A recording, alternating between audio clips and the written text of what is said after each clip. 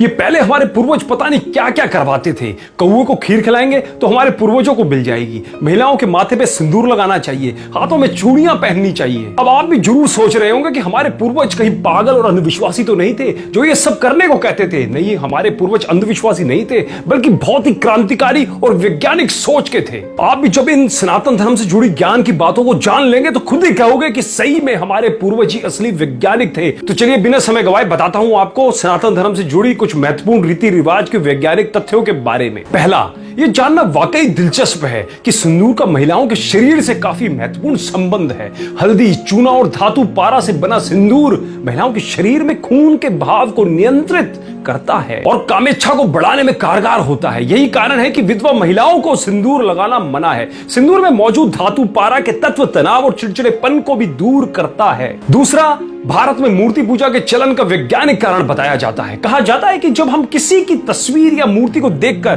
प्रार्थना करते हैं तो पूरा ध्यान उसी आराध्य देवी देवताओं के ऊपर हो जाता है। मन एकदम एकाग्र और नियंत्रित हो जाता है। इसलिए भारत में आध्यात्मिक उन्नति के लिए मूर्ति पूजा को मानव जीवन का अहम हिस्सा माना गया है। तीसरा, हाथों में चूड़ियां पहनने का भी दिलचस्प वैज्ञानिक कारण है। कहा जाता है कि कलाइयों में चूड़ियां पहनने से हाथों का ब्लड फ्लो ठीक हो जाता है, साथ ही चूड़ियों की वजह से ऊर्जा भी नियंत्रित रहती है। चौथा, मंदिर ऐसे स्थानों पर बने होते हैं जहां पर उत्तर और दक्षिणीय ध्रुवों के चुंबकीय और विद्युतीय बलों के कारण सकारात्मक ऊर्जा भरपूर मात्रा में होती है। मंदिर के मुख्य मूर्ति ठीक बीच में स्थापित की जाती है। इस जगह को मूल स्थान या गर्भगृह भी कहते हैं जहां मूर्ति की स्थापना होती है। उस स्थान के नीचे वैदिक मंत्रों से लिखी तांबे की धातुएं रखी जाती है। तांबा धरती के चुंबकीय बल को अपनी ओर आकर्षित करता है। इसलिए जब कोई नियमित तौर पर मंदिर में जाकर परिक्रमा आदि करते हैं तो तांबे के इसी चुंबकीय प्रभाव के कारण शरीर की नकारात्मक ऊर्जा भी धीरे धीरे सकारात्मक ऊर्जा का स्थान ले लेती है।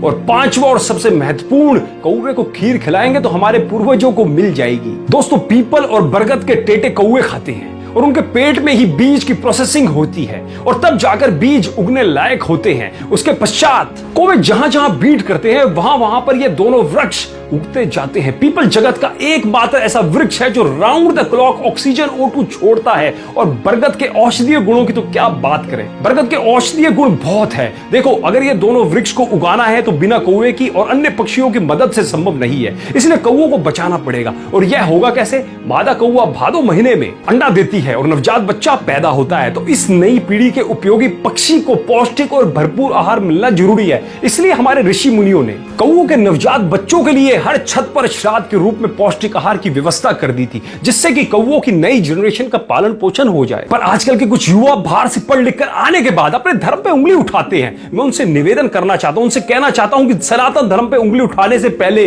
सनातन धर्म को जानो, सनातन धर्म को पढ़ो, फिर उस पर उंगली उठाओ। जब आपके विज्ञान का ABC भी नहीं था ना, तब हमारे सनातन धर्म को पता था कि किस बीमारी का इलाज क्या है, कौन सी चीज खाने लायक है और कौन सी चीज खाने के लायक नहीं है। अतः ज्ञान का भंडार है हमारा सनातन धर्म और उनके नियम। विदेशी शिक्षा पद्धति पढ़े और अपने पूर्वजों ऋषि मुनियों के नियमों पर उंगली उठाने के बजाय उसकी गहराई को जानिए। और आज तो विदेशी शिक्षा पद्धति भी हमारे वेदों गीतों का अपने यहाँ प्रयोग कर रही है। तो उंगली उठाने से पहले एक बार जरूर सोचा कीजिए। दोस्तों, मैं उम्मीद करता हूं कि इस वीडियो ने भी आपको जागरूक जरूर किया होगा। यदि किया हो तो हमें एक कमेंट के माध्यम से सनातन धर्म के बारे में आपके महत्वपूर्ण विचार जरूर बताइएगा। और इस वीडियो को ज्यादा से ज्यादा सबके साथ शेयर जरूर करें जो सनातन धर्म पर उंगली उठाते हैं, उनको भी सनातन धर्म के महत्व का पता चल पाए। चलिए अगले वीडियो में फिर मुलाकात होगी, तब तक के लिए धन्यवाद।